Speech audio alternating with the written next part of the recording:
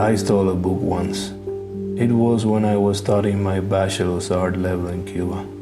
I was about 16 years old, and we all knew that the school had received a book donation from some foreign institution. But we had to wait for these books to pass the ideological filter at school to know which ones we were going to be allowed to see.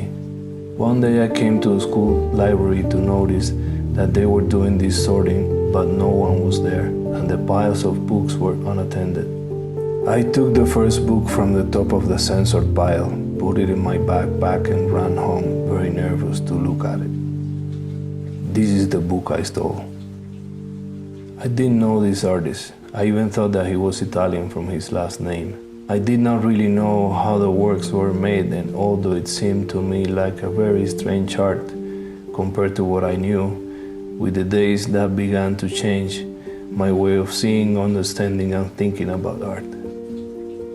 Until today, that is the only book that I have taken with me to all the places where I have lived. And many years later, I was lucky enough to meet John Baldessari.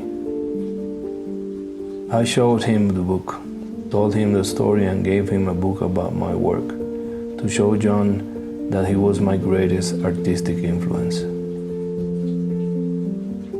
After looking at my book, John looked at me and said, "Maybe you think that I'm your main artistic influence, but what I see here is that you know who you are and you know what you want." John died recently, and I never saw him again.